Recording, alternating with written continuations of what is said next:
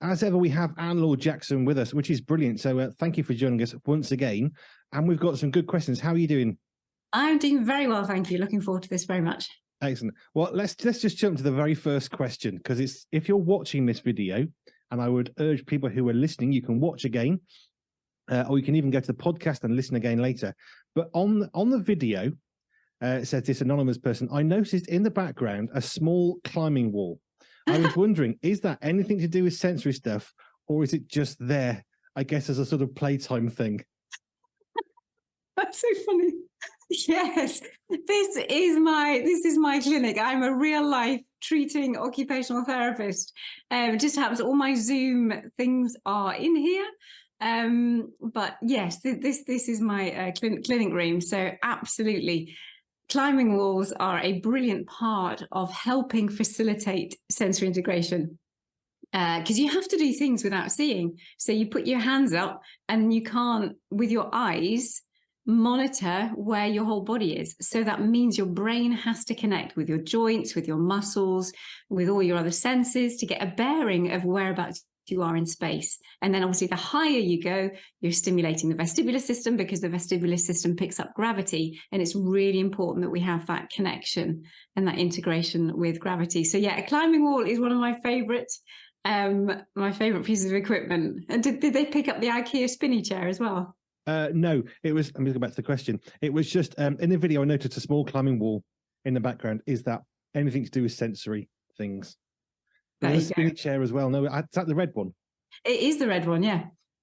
So what would classically, where would you think, okay, let's go to the climbing wall. What is it you're going to see in summer that you think, okay, this is the tool that I'm going to use to engage better with you, to help you in your needs? What sort of things would typically lead you to the climbing wall?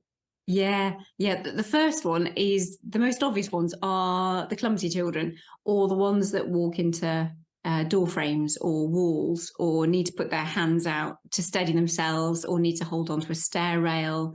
Their balance isn't great. They're trying to put on their trousers and they fall over because they don't have that hip stability. They might drop things. They might not have good hand strength. So handwriting is maybe really weak. So we want to strengthen up those fingers, and by pulling and using their whole body weight to pull themselves up, it strengthens those muscles in the hands. So it's about hands, it's about body awareness. If they're a bit kind of floppy, you'll know this is for adults as well as children. Just the tone, not so good. Maybe tolerance, maybe can't walk for very long, don't have the same stamina. Yeah, but we also use it for those who are really quite anxious and who might get what we call dysregulated pretty easily and pretty quickly, because you use proprioception. We use the muscles and the joints to help bring down those stress levels, those arousal levels in the system. It's very calming, very organizing, and yeah, and if they're whizzing up and down, then they get lots of linear vestibular as well, which is another treatment technique that we would use to help regulate the system and integrate the senses. Do other people sneak into your room to use the climbing wall? It's a question I have to ask. You should see all the swings. Someday I shall have all the swings up for you to be able to see for those who watch on video, because they're phenomenal. They are really good, and they're very powerful, very effective for changing the sensory systems. No, that would be good, actually, if we can have a sort of a tour of the things that you use, because you're going to talk about these things, and I can see some things, but understanding the idea of using a swing, to me, is probably not the swing that you've got, because my idea of a swing is potentially quite different. So yeah, it'd be great to see what you're actually using, and the real devices to the names that you're using. Yeah, because I mean, there's at least 30 swings that I would have for different types of things, according to what I see, the presentation in the individual, according to what their system needs. Yeah, there's a whole range. Obviously, I really do like normal swings. The swings in a play park, absolutely brilliant. If you've got one, get one. Or if you've got one, use it. If you haven't got one inside, that might be something to consider hanging off your door frame. But yeah, they're a beautiful piece of equipment. Some people collect stamps and hats, and you collect swings. Here's something I didn't know was a thing to collect. Yeah.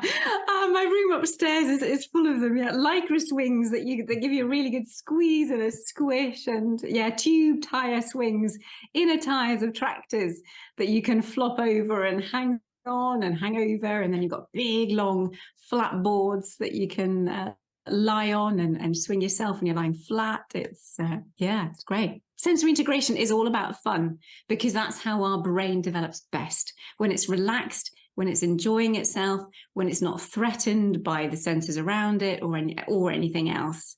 When our body and our brains are in a happy place, there are lovely things that happen. Is that a sort of, well, this is my badly worded version, but is that kind of a distraction therapy sort of idea, that if you're doing one thing, you can train your body to do something different? Is that a really clumsy way of saying it? That's a brilliant way of saying it. No, that's it, again, in its simplest form. We're very good at finding the simple ways of explaining. I'm good at that. Exactly. That our brain can process things, because a lot of sensory processing, it is subconscious. That's why when anybody calls themselves stupid or lazy or an idiot or all those things, all those negative things that can be said, that we can say over ourselves, it's just like, no. That's why I love it. When we can find if there are sensory issues, it's none of that. It is about your brain, and your brain isn't as content processing, so it gets in the way of things. Wow. Spinny chair. I'm just thinking, sorry, I was just a pause there, actually. I can hear the ambulance in the background. Can you? That's why I paused. Oh, you couldn't hear it. Not really. Right, okay, because I was on a really good flow then. But no, keep going. It's fine. What? Tell me that question again, because it was like... Oh, it was about how you're using distraction to help someone to deal with another part of their sensory issues. Okay, so I might go over that, but again, we'll wait and see. But see what you can edit with doing this. It's fine. It's fine.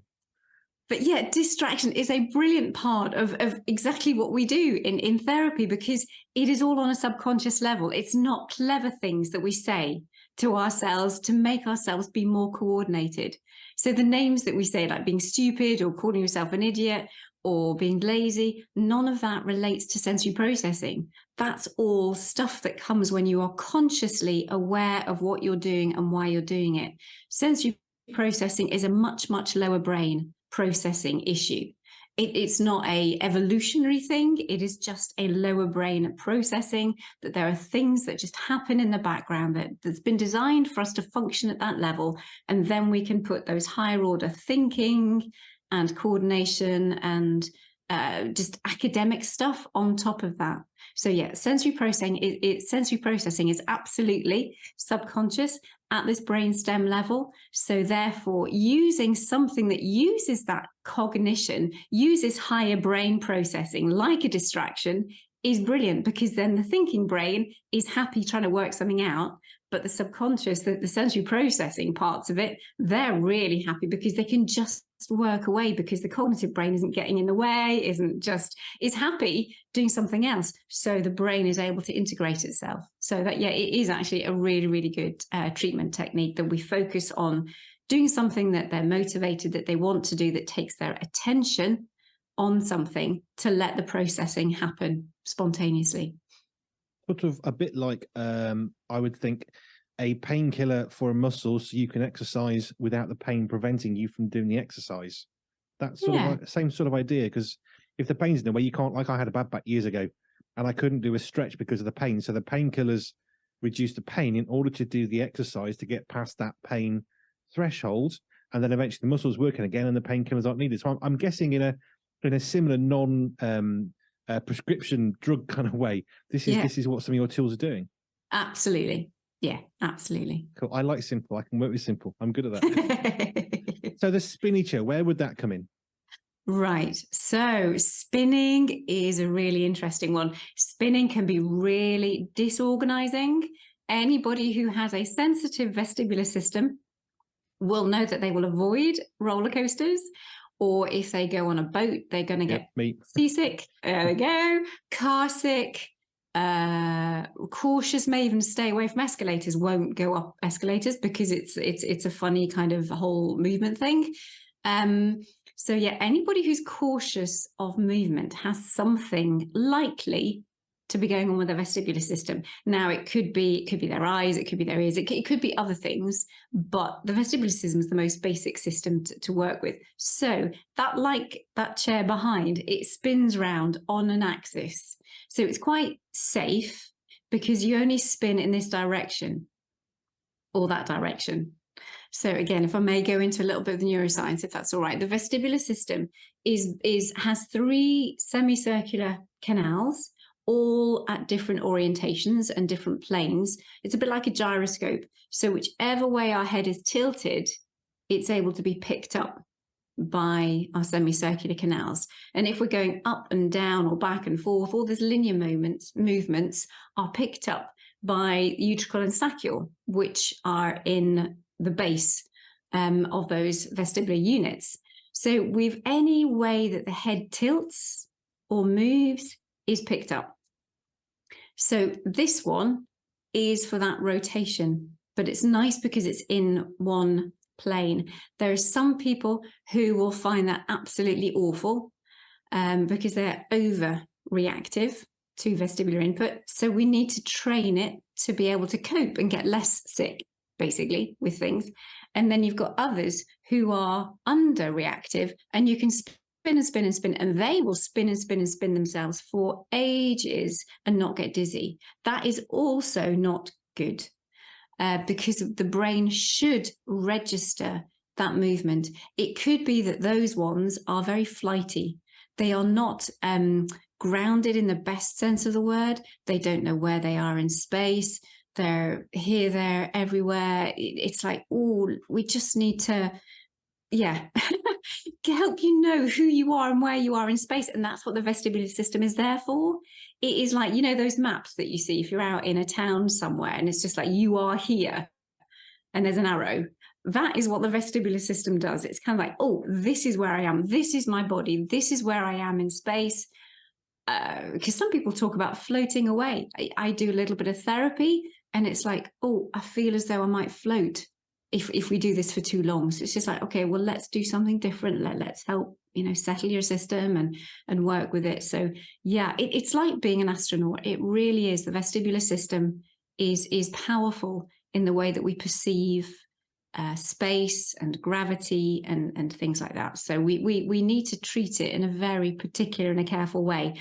But going back to the spinny chair, some people will absolutely love it, and it will just help people if they can have a spinny chair, some people in their houses, so that their individuals, children or adults, can just sit and spin. Obviously, this one's a smaller one, but you can get these lovely hammock type things indoors in garden centres around the place. And on the Amazon website or Amazon header of my website, there's lots of options there for people to go and choose if they just want to have a look. So if you go to Amazon and then go to vestibular, you'll see all the different types of swings that are available, and spinny things and movie things that might be helpful. Oh, that's really cool. I'm really excited about that. Right, let's go to another question that came in. So again, anonymous. I work with a very diverse group of people who may have ADHD, autism, learning difficulties, brain injury, anxiety issues, to name just a few of the challenges. I've heard of the benefits of Lego therapy, i.e. allowing a person or encouraging a person to build something with Lego whilst in an appointment in order to help them talk or relax. I also remembered when Richard Hammond from Top Gear had a car accident, and he was encouraged to build Lego as part of his recovery for brain injury. In fact, he's been reported to say, quote, Lego saved my life. So I wondered about this for the people that I work with and how it could be used. I would really like to hear your thoughts on this, Anne. Thank you. Oh, yeah. So Lego is absolutely brilliant. I'm not sure about the link between Lego and speech, movement and speech, absolutely, because that's why fairgrounds are the most noisy places out there, because people scream, people talk, they're very alerting because of movement. Movement alerts the brain, so it spontaneously just gives off speech. We start to speak when we move. So those two are a definite and a clinically researched combination of movement enhancing speech. Lego is just superb for loads of different cognitive, those thinking processes, and the fine motor skills, and an element of the distraction that you were talking about, because it's something pleasurable to do while the brain heals. If it's a brain injury, then it's very logical, it's very specific, but it's also creative at the same time. It demands loads of different things from the brain and the body, apart from the fact that it's very static. So as a sensory therapist, a sensory integration therapist, a lot of my work would be more movement based, but I would use Lego while doing something, or I would use Lego while sitting on a peanut ball or a gym ball, so that we get what ball? Peanut. A peanut ball. Okay, well, hang on. What's a peanut ball? Oh, peanut ball looks like a peanut. Oh, okay. It's big. You sit on it. You straddle it like a big chair. I don't have it down here, but it literally is. If for those of you on video, you really will have to go and watch the videos for this. It literally is the shape of a peanut. So it's massive, or it can be massive. It's about like 60 centimeters up to a meter high. But it has a dip in the middle. So if you place it lengthways, you can imagine there's a dip, a bit like a horse. If you're going to sit not side saddle, but just going to saddle a horse, you would put your legs over the saddle. And that's exactly what happens with peanut balls. It's really stable for those who might be a little bit unsure about their balance, but it does move and it is inflatable so that there's a little bit of give in it. And that's so good for developing those postural adjustments that we need to make while focusing on Lego. So again, using something that you really enjoy, because Lego is just brilliant and it is so fun, while working on the body in rehabilitation. Sorry, I spoiled your flow, but it was that peanut ball. I'm thinking, what's that about? Peanut chair. This is great. I love some of these. Yes, now we're going to have to do a proper little tour of some of these things because they sound great.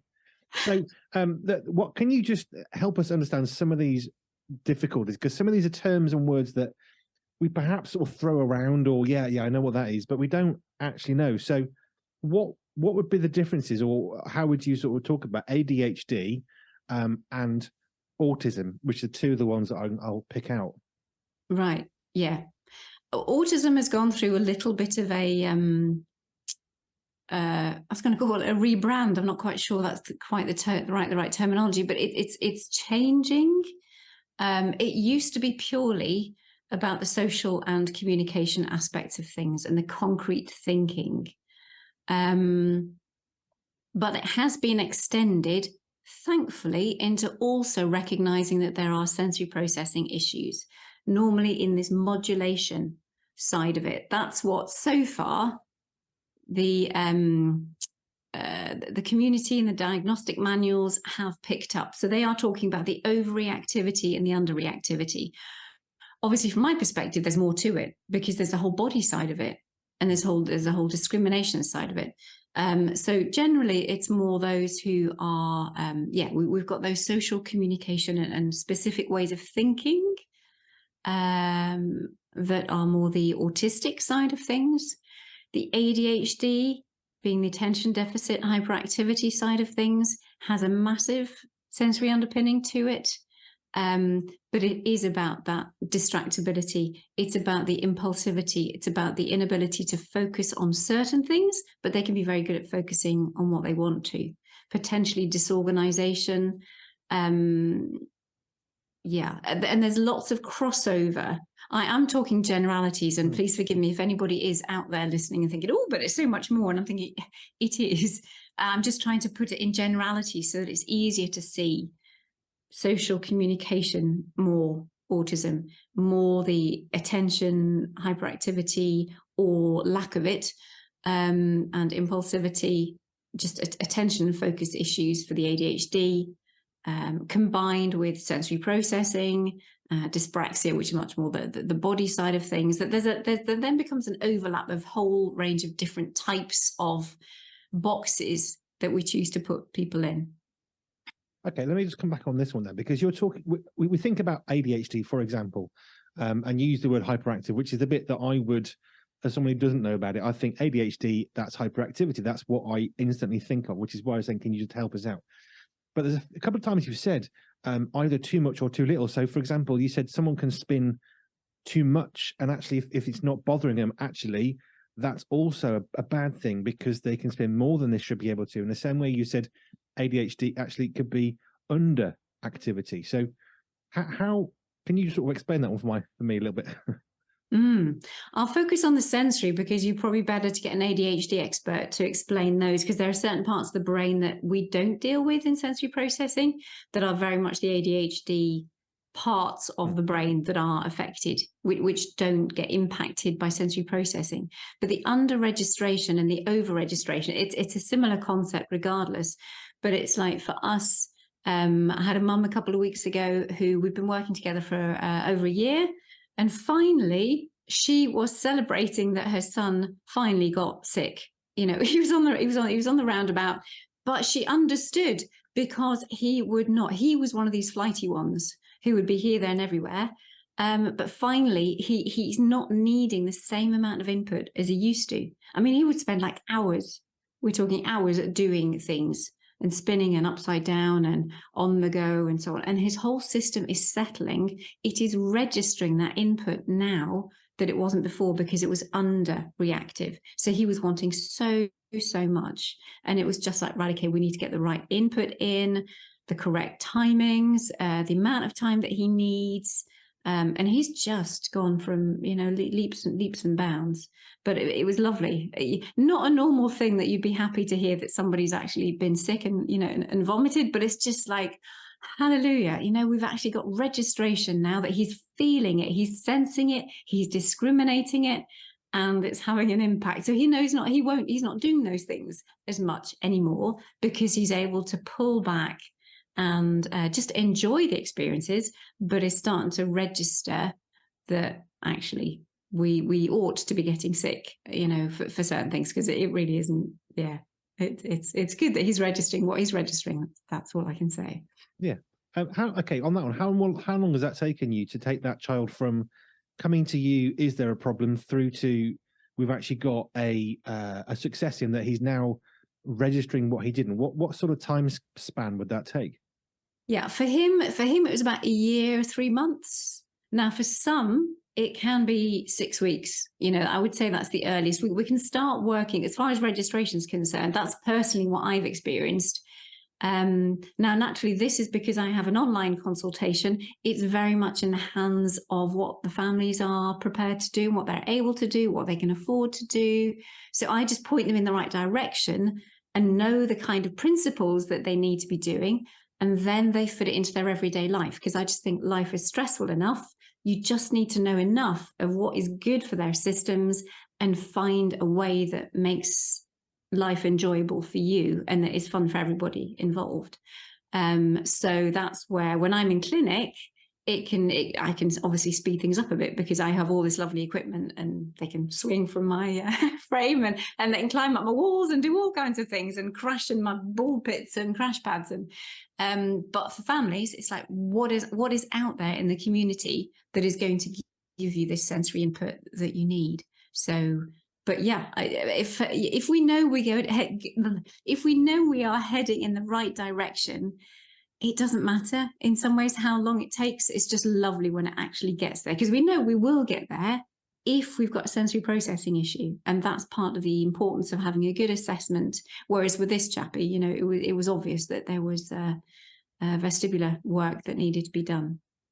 But that comes back to something you've said a few times, that it's helping people where they're at in their own life, because they can come to you and you've got things they will never have a hope of having. Yeah. But trying to find things in their own environment that they can use and continue to use and onwardly use means it's not just this is what you said before, it's not about a sticking plaster, it's about that long-term solution, isn't it? Yeah. Yeah. And that's where I'm hoping in time also. I did a bit a few years ago about looking at the community and the types of clubs, assessing them. So I think I'll be going back to those, taking videos, explaining why gymnastics is so good, why rowing is so good, why rock climbing, and, you know, just a whole load of everyday activities that people can do and dissect it for them from a sensory perspective so that I can do the thinking and they can do the applying to their family. Fabulous. I so love doing these. I'm finding this rewarding and encouraging, and it's educational. And I'm hoping that others are finding that. And I know they are, because I get the comments back from people saying this is so good. They really, really are fascinated by what you're saying and how you're helping people. I mean, we've already helped. Delighted. What is it? The guy with brain trauma from brain cancer. We've helped him with that one. But the one that I was thinking about was this repetitive thing that I saw, and it was a guy. It wasn't dementia, but he'd had it was a very specific form of brain cancer, which then mimicked the symptoms of quite aggressive onset dementia. But one of the things they found is if he can be given a job where he can repetitively do something, it really calmed him and stilled him, because it was something he could easily achieve. It was something static because he was in the same place. And we did some hedges. I went and trimmed some hedges. And his job then was, because we had to, was to trim all those hedges short enough to go in the bin. And that's what he did. He just stayed there for ages and ages and ages. And he was much calmer. So how is that?